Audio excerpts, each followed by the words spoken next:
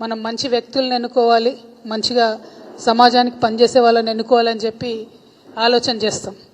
అయితే ఈ రాష్ట్రంలో ప్రధాన ప్రతిపక్షంగా ఉన్నటువంటి BRS party working president KTR Ramarao గారు నిన్న మొన్న 2-3 సందర్భాలలో సభలలో జాయినింగ్స్ చేసుకున్న తర్వాత ఒక మాట పదే పదే చెప్తా ఉన్నారు.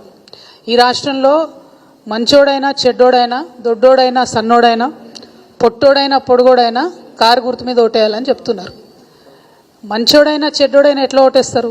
ఎందుకు ఓటేయాలి? ఫస్ట్ ఆఫ్ ఆల్ నేను మొన్న అడవికి పోయిన మన అచ్చంపేట గిరిజనుల దగ్గరికి.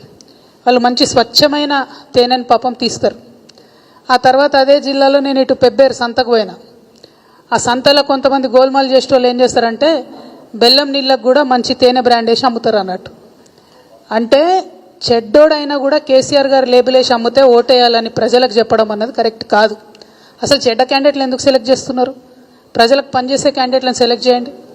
ఈ మాట ఏదైతే పదే పదే కేటీఆర్ గారు చెప్తా ఉన్నారో, మంచోడైనా చెడ్డోడైనా దొడ్డోడైనా పొట్టోడైనా ఓటేయండి అని చెప్తున్నారో, అది కేవలం మీ యొక్క నియంతృత్వ ధోరణికి, మీ యొక్క రాచరికపు పోకడలకు అద్దం పడుతున్నది తప్పితే ప్రజాస్వామిక విలువలకు అద్దం పట్టడం లేదు.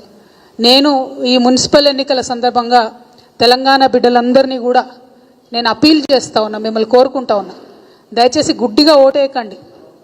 కులం కాదు గుణం చూడండి, దయచేసి మతం కాదు మంచితనాన్ని చూడండి. మన చుట్టమా పక్కమా అన్నది కాదు, మనకు ఆపతికి సంపత్తికి నిలబట్టని చూడండి. అదేవిధంగా పైసలు కాదు పనిచేసేటోని చూడండి. మీరు మున్సిపల్ ఎన్నికలలో ఎన్నుకునే కౌన్సిలర్ కానీ కార్పొరేటర్ కానీ రేపు పొద్దున మీరు ఇంటికి చిన్న రిపేర్ చేసుకుందామని ఇసుక లోడ్ దించగానే వచ్చి పైసలు అడిగేటోడు ఉండొద్దు. ఎవరు ఉండాలి? ఏదైనా ఆపది సంపత్తి ఉంటే పనిచేసేటోళ్ళు ఉండాలి. స్ట్రీట్ లైట్ పోతే పెట్టేయడానికి ఎంటబడేటోడు ఉండాలి. మోరీ ఇబ్బంది అయితే క్లీన్ చేపి